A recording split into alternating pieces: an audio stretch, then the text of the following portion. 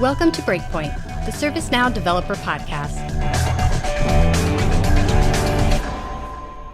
Hello, ServiceNow admins, builders, developers, and curious individuals I say with the utmost love and respect. Welcome to, or welcome back to the Breakpoint Podcast, ServiceNow's Developer Podcast, here to give you all the latest tools, tips, and tradecraft to accelerate your career.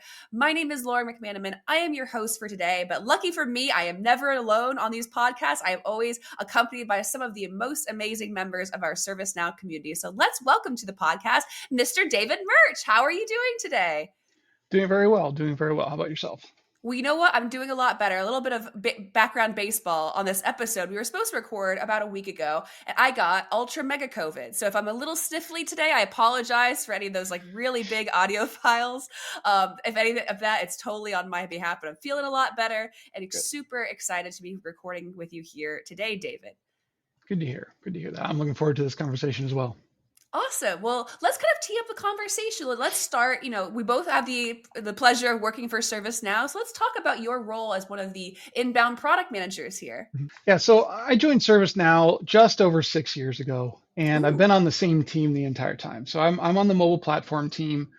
And for those that might not be familiar, when we say mobile platform here at ServiceNow, we're talking about the part of the core platform that focuses on the mobile applications that ServiceNow can deliver to our customers.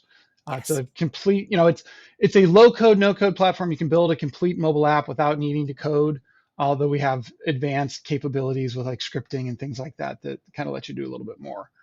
But yeah, I've been on the team since I started. I am working out of the Chicago office, but I live in Northwest Indiana. And my primary role is building our developer tools.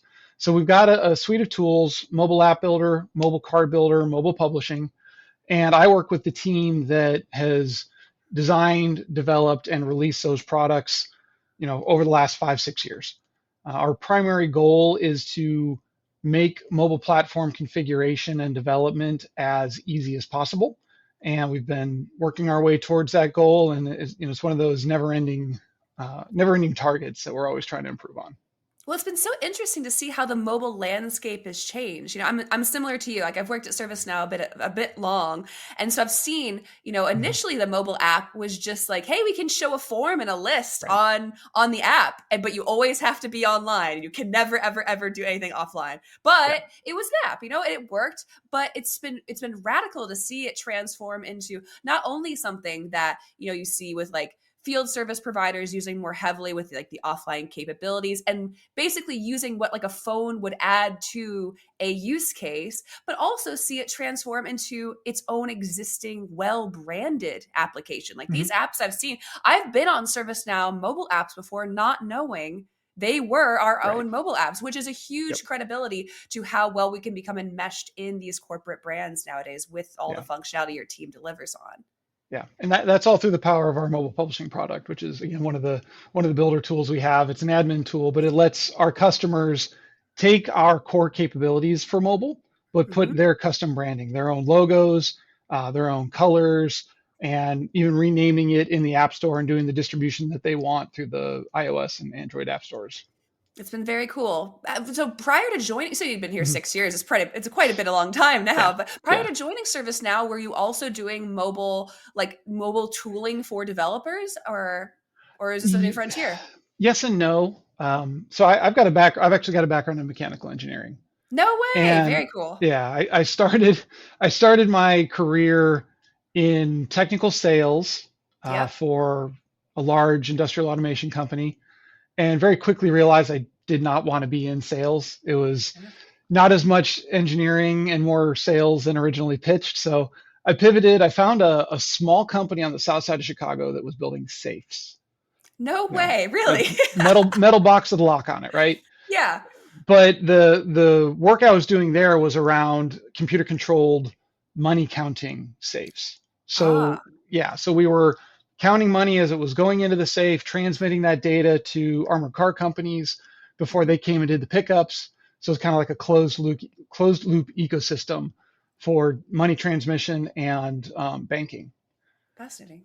So that's kind of where I could claim that I started my mobile journey, because the software for those were on little 6-inch touchscreens. So we had to be designing the user interface for that for a small footprint to be intuitive, because the types of people that were using the product are high school kids working at Taco Bell or 7-Eleven. Yeah. Yeah. So like we didn't have a lot of opportunity for training and advanced use cases. So yeah, that's where I got into software development and actually started my evolution from engineering into product management. I was there for 9 years, learned a lot, got to travel the world, went to Southeast Asia a couple of times for supply chain items, got to go to France, places like that. But then eventually my time there ended, and I tried the whole, running a business with some friends thing, and that was okay. But then I had kids, and that totally changes your world. So Yeah. was looking for a little bit more stability in work and income, and actually started working at Rand McNally, the old map company. Yeah. And when I was there, I was working on what a lot of people might not realize is they are heavily invested in semi-truck hour and location tracking. Makes So sense. there's a whole suite of regulations for how many hours a day drivers can be on the road, how long the rest periods have to be, and they have to record all of that. So Rand McNally has software and automation for keeping track of all of that. So we have a tablet-sized software, and then a web portal to go in and let admins and such like manage the devices and the vehicles and things of that nature. So that's really where I truly got into mobile development on Android and iOS, and kind of the back end management of it. And never look back.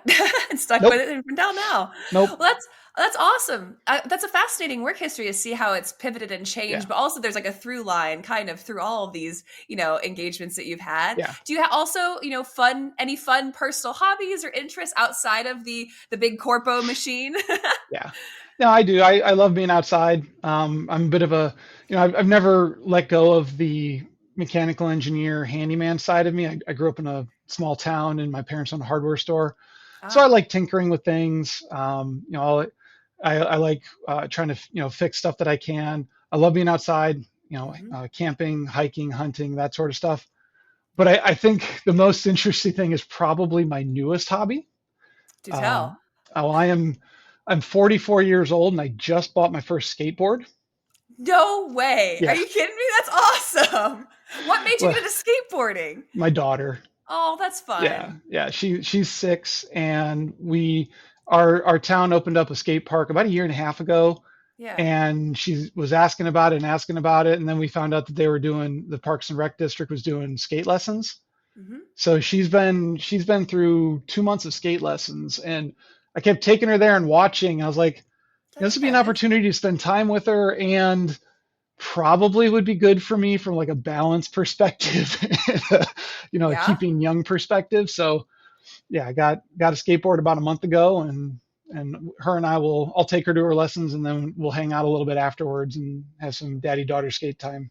Is it hard? Especially as an adult, is it hard to pick up? Yeah, and again, I'm past my athletic prime for sure, but don't count yourself out. Yeah, it's just balancing, right? Like I have no intention of, learning how to do jumps and spins. No and things like 900s that. for you. No. I just want to be able to kind of like cruise around the park with her and do some simple stuff. But I find that going forward is easy. Like your dominant foot, dominant hand forward is easy, but non-dominant foot, non-dominant hand forward is there's gonna be a lot of work there. I've never done any board sports. I've only done two planes for my feet. I've done skiing, and figure skating, rollerblading. Yeah. So having them buckled together already is a no-go for me. So kudos to you for having the bravery to try that in your 40s. Okay. Well, let's dive straight into the real meat and potatoes of why we're having you Mhm. on, because you and your team, as well as the developer advocates that have worked in conjunction on this big project called C3. So if you Yeah. attended Yep. CreatorCon in Las Vegas, or if you attended CreatorCon in India, or recently attended the World Forum in Sydney, you probably saw a lot of people walking around with these. I brought mine out. So hey, audio listeners, this is one of the reasons why using the YouTube one is fun, is that you get to see what these oh, you brought yours. Oh Perfect. yeah. Oh yeah. So tell us a little about what is C3 from the man himself who helped make it. Well, I mean, you're like you said, it was a big team effort. Yes. Your peers in the developer advocacy group came to me February or March, specifically Christy Miriam, Yeah. and said that the plan was to put together this collectible card game for knowledge, and could we do something on our mobile app to gamify it really? And we saw it on the mobile platform as an awesome opportunity to show people what our mobile platform can do. For me personally, with the role that I'm in, like having to focus on making the configuration experience easier and more intuitive, it's always good for me to figure out new ways to do things and explore. So it was a big time win-win. And when Christy first brought it up, it was like, yeah, let me help you out with that. So it took about a month or so until I started working with the team, but it was a lot of, here's what we want to do from a use case, user flow experience perspective. Can we do that on mobile? And then I would kind of work on putting together like a prototype or a concept. I spent a lot of time talking with my peers on the mobile PM team and our engineers just to kind of figure out, hey, I'm trying to do this. We should be able to do it, but I'm running into problems. So big time group effort to get the mobile app up and running. And I'm super happy with the way it's worked. Do you want to get into any more details on exactly what we're doing in the app, or the approaches we took to putting it together? Yeah, so let me cover a little bit the use case just for the people that didn't attend. So essentially what the developer advocates are always trying to do is make the experience of attending these events more community oriented. And so we wanted to create an application that would incentivize people to connect with one another, to talk with one another more often than they would just regular strangers at another conference. And so the idea behind this was using some technology. You would take a photo, it would create a very cool like AI generated avatar based off some prompts that you added in about yourself. It would create a collectible card that would then be printed out live at Knowledge or live at the World Forum that you could then use and trade with other people, and also get some collectible rewards as well. And so to facilitate this without the use of mobile, in my opinion, would probably have been impossible. There would have been no way. I mean, how would you scan? How would you connect with friends? How would you even create the avatar in the first place unless we had kiosks? And so having this be a mobile dependent initiative was mandatory for this to happen at all.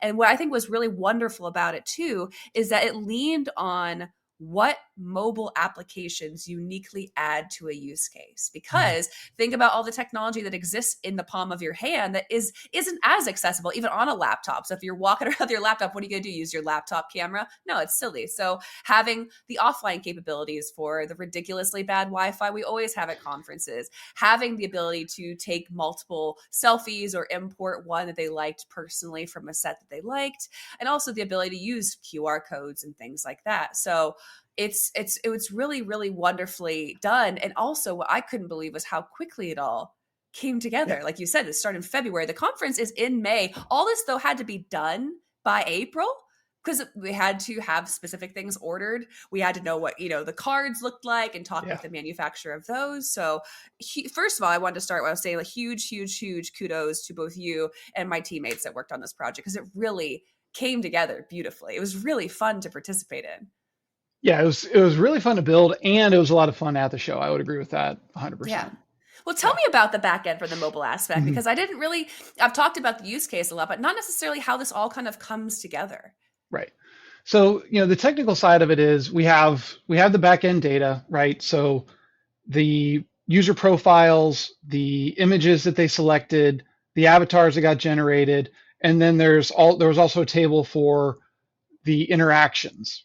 I Yes. scan your card, you scan my card, the scanning the check-in places around knowledge. So I believe they were doing it at the World Forum, but I don't know if they Yeah. did it in India, where they had little kiosks around the event, and you can go scan those in, and like other popular mobile games, you can try and own that space, right? You get put on a team, and you try and have your team own that space by checking in the most amount of times. So the gameplay I thought was fun and a good way to get people to interact. I think from the perspective of when I first started working on it, having that idea and then trying to figure out how to accomplish it with our app, because our app is generally focused on work tasks. Yeah, right? that's the other thing too. Yeah. Yeah, there's not a lot of gamification. There's it's more about presenting data, than images in a lot of situations.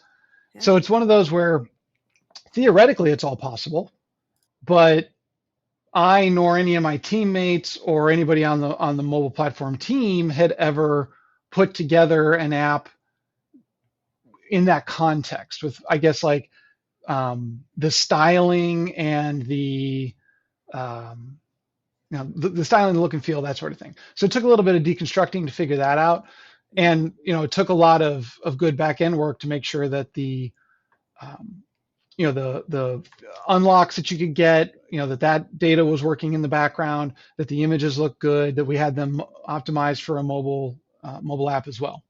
Very cool. Was there a particular part of this that was the hardest to develop behind the scenes? Like, was there a part where you're like, oh my gosh, I never want to do that again? Or that was enlightening of like, oh, I'd really never realized how far we could stretch that functionality? Yeah, there was actually, I'd call out three. The first one being when, and I can kind of show it up on screen, right? So like when you're in the mobile app, there's a scan button, and you hit that button and it opens up a QR code scanner, because then you can scan the app. Mm-hmm. To do that efficiently and effectively requires scripting, which I had no idea. I'm a product manager, mechanical engineer background. Never have I coded. Yeah. So that's where I had to lean on Christy. Like Christy was every bit as involved in developing the mobile app side of this as I was. So it's a matter of like, I'm sitting there trying to explain to her how mobile functions work and how you have to connect the function record to the form record and how the data flows, and then running into a wall where it's like, and we need to get all that through the script. So can you figure out how to do the script? Yeah. And she's running off and doing documentation. We're getting close. We're kind of getting half of it to work. I'm running back to our back end team to be like, hey, this is almost working, but this isn't happening. So a lot of coordination there. Mm-hmm. That, again, like there's no way I would have been able to do that on my own. The other aspects are when we were showing these cards, like being able to get a good visualization of the card across multiple different mobile devices. Yeah. I think that's one of the biggest complexities with mobile development, is having something that looks good on like a iPhone XL all the way down to an old Android or an old iPhone that's on a much smaller format. So having to play around with like these cards are the image here is the image that we use for the trading card, but then it is being displayed in what we call a mobile card. And that's just one of the components we have on our mobile platform. So getting that mobile card to behave nicely, to show the image without stretching it too far or squishing it down too short based on the phone size, that was super frustrating. That absolutely didn't work the way I expected it to. So it was me learning a little bit deeper knowledge on our mobile platform on how those configurations need to be manipulated. But in the end, I think we were successful in getting that to work. And then I think the third thing, and this is something I'd really like to highlight, because I think it's an aspect of, you can do this on our platform, but maybe people wouldn't know that you could. Mm-hmm. And that's just the styling of it, right? So like this is our normal, this is like our like out of the box mobile app, right? Yeah. White background, horizontal dividers between all the sections, a dark blue header at the top.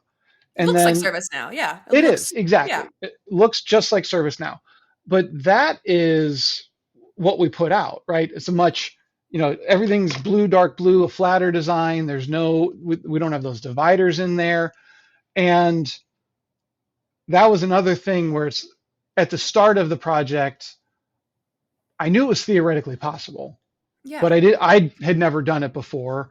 I knew where to start. Like the way that all works at ServiceNow is we have theming files. Yes. And yeah, so the way you theme your website on ServiceNow, those theme records flow down into mobile, but it's not a one-to-one. Like the web theming records have thousands of color variables in them, like 1100, 1200 color variables. And those, we don't need that many in mobile. I think we use 75 or 80. And so it was a matter of, in the mobile app, the different UI elements that are in the mobile app, how do those map to the color variables in the theme record, in the mobile styles theme record? And then what do I need to reference from the top level style record to get the colors that I want? So that and this was in one of this learning experiences where came out of this, the whole mobile platform came out of it and said, well, it's really cool that we can do that, but nobody's going to know how to do it. We need to probably create some new educational content to let people know that there's these capabilities, because there's a Figma file you have to look at. There's a mobile color style record that you have to look at. And then there's the UX theme JSON styles that you have to look at, and then kind of map things between all three of those. Yeah. Really not that difficult once you understand what you're doing, but figuring out how that spider web is all connected was definitely a challenge. But also, in my mind, like when I finished it up, I'm pretty happy, pretty proud of myself for no having kidding. reverse engineered that. Yeah. I saved this story because I wanted to surprise you with something. One of my favorite conversations from Knowledge, I was talking with a couple of ServiceNow peers from my days in solution consulting, and they were in management. And I was showing them the C3 app, and they're like, okay, wow, like what vendor do you guys on marketing like have access to? And I go, what do you mean? They go, well, like, so fun fact, when you're at Knowledge and you're using the events app, we didn't make it. But they assumed because of how great it looked, how smoothly everything was operating, that surely we just paid someone to make it. I was like, surely we probably should have paid the people that made it to make it. But that's a huge, just to think that like they thought we had hired some big fancy marketing team to produce it was pretty cool.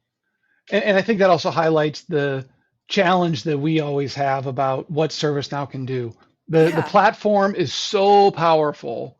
How do we share that with people? Because our when I held up that first mobile app, you're like, yeah, it looks like a ServiceNow app. Because ServiceNow has a style all its own. It does. And our capabilities are marketed and sold to enterprise companies, right?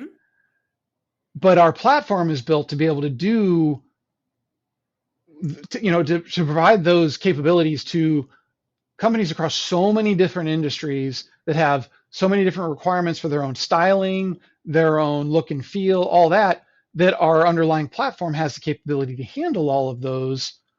But we don't always have the opportunity to show like these unique ways of doing it, these unique use cases, because we're always kind of focused on our standard demo look and feel. Yeah, it's like driving one of those supercars like in a suburban neighborhood. You're like, it could go like 200 miles an hour, but we got to go 30 most of the time. Yes, that's a good way of putting it. But also, that was one of the questions that I had was, from all the people that participated in using it, that they use, let's say that they maybe they tried mobile app development, pre SkyGiraffe, and are like, I haven't really touched it since. And SkyGiraffe was an acquisition that we made that revolutionized our mobile platform. It was the foundation for the current platform that we have. Yeah, but is there anything that you would like people to walk away from their experience with C3 feeling inspired to do? Yeah, and I tried to highlight this to everybody I talked to at Knowledge. Uh, it is look at what we can do. Look at don't be afraid of the styling. Don't be afraid of, the limitations. Don't go in expecting limitations, but don't be afraid to try. Again, I'm a product manager, right? And yes, I absolutely needed Christy's help in a lot of areas, specifically around, the data capture, the data, scanning, the functions that allowed us to do the scanning and show the data Yeah. and things like that. But what we have today, I'm confident in saying I was able to build 80% of it. Yeah. As a product manager that doesn't know how to code. The platform is very, very powerful. It is, I don't want to say challenging, like it's a different language, It right? Our is. mobile platform schema is a different language, but if you take the time, if you give yourself the time to learn it, Mm-hmm. it's very simple once you learn it. And so, I would hope that people walk away saying like, wow, it's really cool what you can do. I'd like to experiment with it and have the confidence to try experimenting with it, with the knowledge that someone like me can build an app like that. Absolutely. And what a great message too, especially for such a fun use case. I've always found like when people who write labs and build content or like the Hack Zone, for example, I feel like Yeah. the most inspirational things that we can provide to our customers are those like really weird edge use cases so that they think, well, if they're using ServiceNow for that, Right. certainly we could use it for, our local company's use case that's, very similar to something else we're already doing on ServiceNow. Yeah. Now, because I have you captive, I have to ask, and feel free to deflect, are there any upcoming details for any V2 improvements to C3? Yeah, I don't know if there's any specifics I can provide other than we're happy with how well received it is. Yeah. So I know that, your team, the dev advocacy team, wants to keep it going. The mobile team absolutely wants to keep helping to support it. We've been doing, through the different events that we've had since Knowledge, we've made some improvements to it just to make it flow a little bit more smoothly, give more information to the users. We learned at Knowledge, for example, that just having a simple status update once the card was ready for pickup wasn't necessarily enough. We had a lot of people coming around saying, like, is my card ready? Do you know how much longer? So we've worked some of that into it. Yeah. And I know that there's been continued work to update the gamification of it, like more unlocks, just more fun stuff going on inside the app. So we're going to keep doing that, keep improving it in those aspects. And I would imagine that I'm going to circle back around at some point and see, there's a couple ideas I have for just, again, making the UX a little bit tighter, a little bit cleaner looking in certain areas. Some of the some of like the scorecards and reports that we have in there, maybe make those a little fancier or a little bit more interactive to drill down into. But as far as like major capabilities that are being added, we'll have to wait and see what the team comes up with and ideas for improvement. Well, stay tuned, because that's the other thing too, is it's very rare, that we joke that we spend all this time and energy building stuff for Knowledge and then it just dies with Knowledge. So the fact that this is living on and has plans that can be continued on beyond Knowledge 25 is a huge testament to its success. So if anything, we're very excited to see how we're also going to be using it at the upcoming season of World Forum. So if you're attending any of the local World Forums, keep an eye out for the C3 experience. You won't want to miss it. Yeah. And I believe I will be at the Chicago World Forum. Oh, fantastic. And that's the first one for the fall, I believe, correct? It's September. in September 18th. Sounds good to me. I'll check this in post. If I'm wrong, I'll put it in right here. Okay. Well, speaking of, the fall and time passing, it's hard to believe that it's already time for another release of ServiceNow, and a pretty auspicious one, the end of the alphabet, the Zurich release. You've already helped our team substantially again with prepping for our Tech Now webinar, which will be airing the day after this episode comes out. So if you're listening to this Breakpoint episode, what are you doing if you have not registered for the Tech Now webinar? You can do so at devlink.sn/TN100reg. So please tune in, because that's going to be covering all of the latest tools, features, enhancements coming out for developers in Zurich.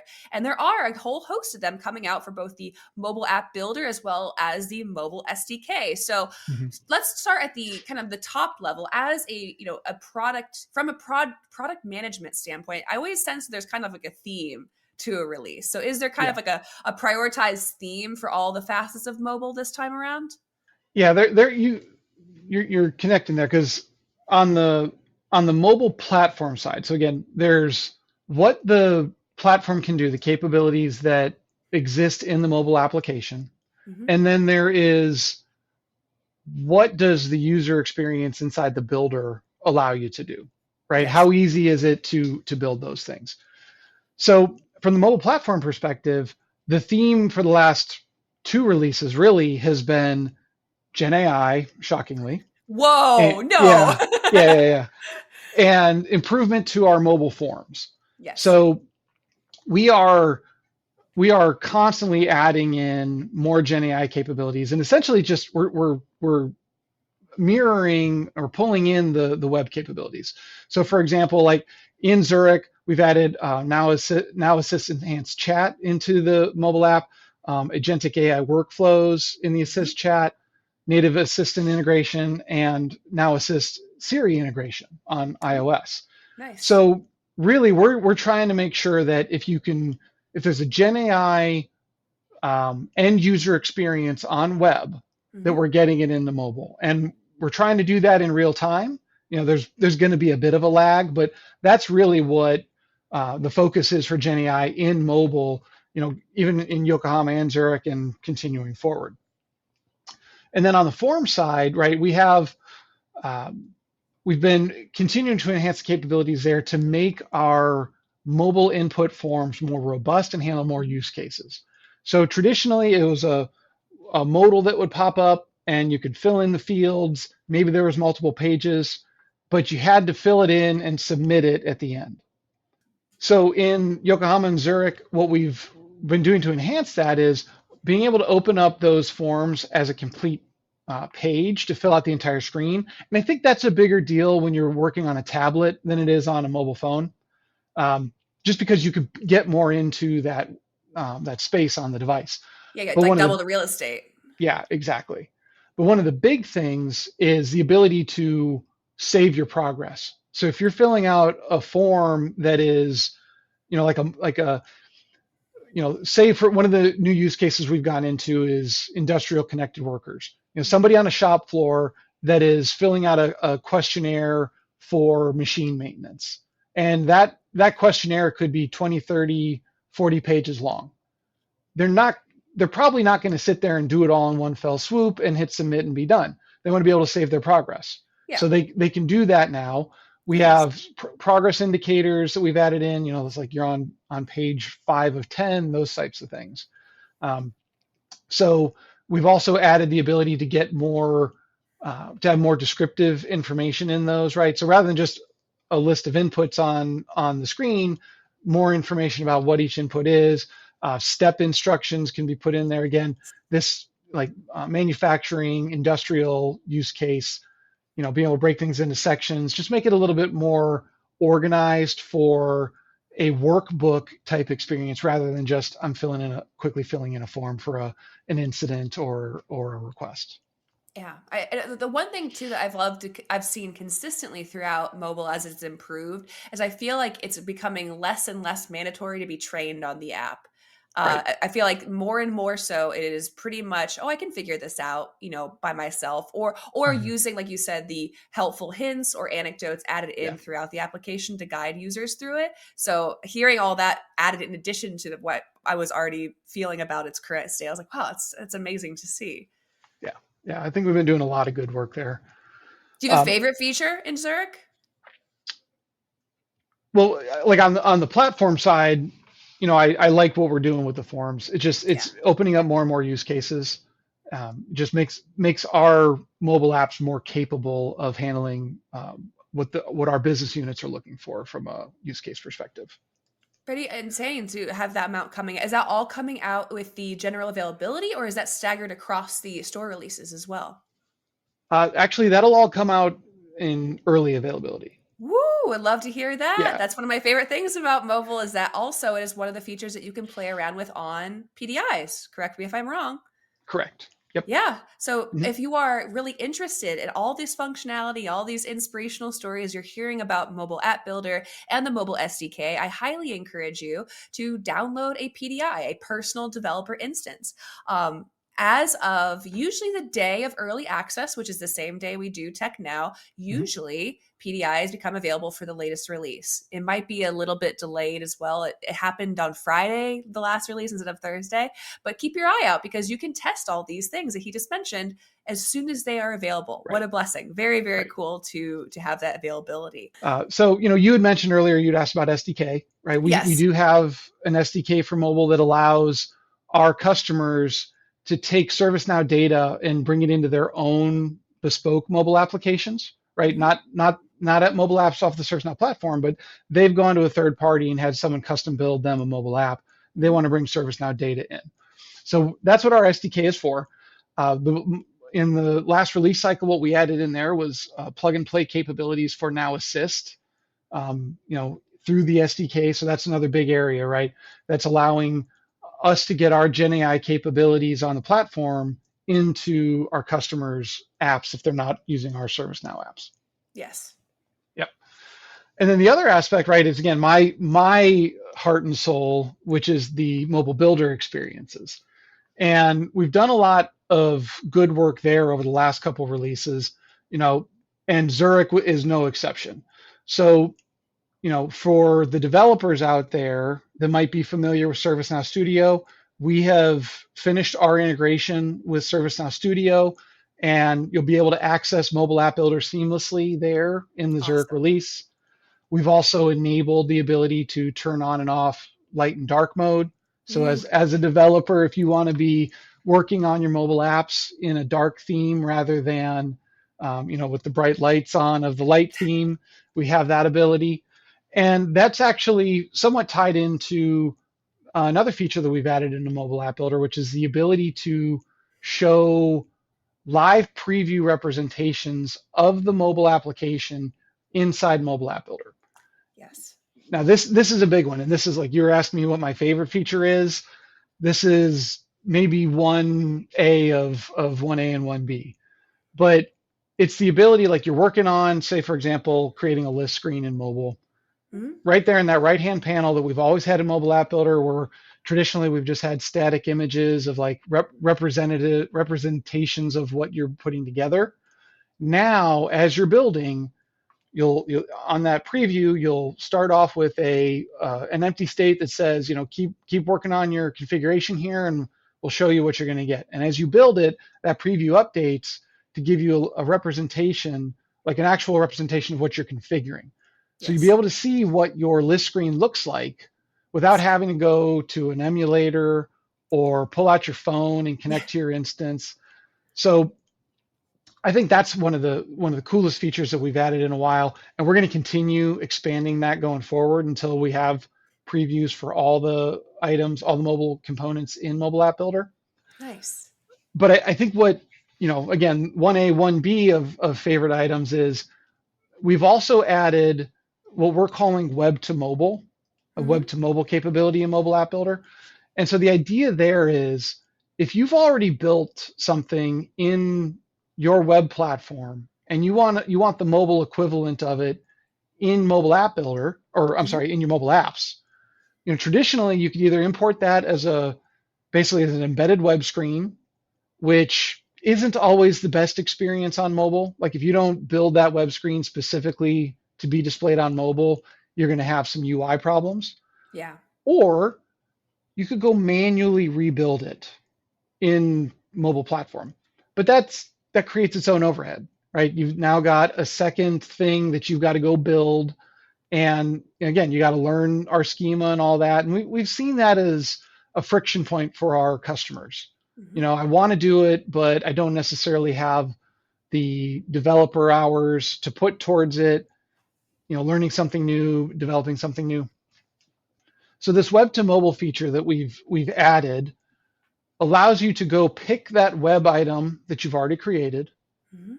and then through scripting and some generative AI, we will translate that into an equivalent mobile platform component Very automatically. nice. Yeah. Very nice. So you run through like a little bit of a wizard experience, and on the output, you get a preview of what you're going to get, so you can look at it and see if that's what you're looking for. If yes, continue. If no, you can go back and make tweaks.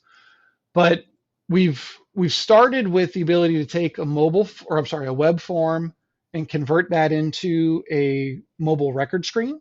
Mm-hmm. That's available. We actually did that in Zurich in Yokohama, and then in the quarterly release between Yokohama and Zurich.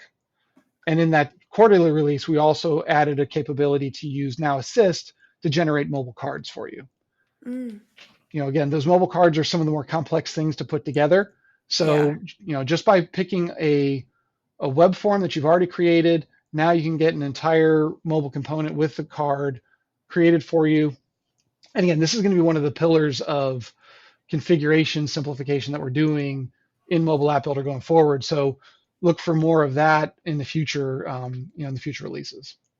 Well, is there anything you'd like to tease in future releases? No, I'm just kidding. I always like to do that. My Safe Harbors tattoo from Knowledge is worn off, so I don't have that to put up on screen right now. Fair enough. I always like to tease our product team because I have them come and be like, here's all the stuff we just made. I go, what's next? They're like, Laura, we just put it out. I'm like, yeah, but everyone wants to know what's next, especially the start of the alphabet. What an interesting release, to make it to the end feels like a very full circle journey, especially for things like this mobile platform. It's been revolutionary how much it's grown and changed, especially under your leadership. So it's really fantastic to see even what's still coming out with Zurich.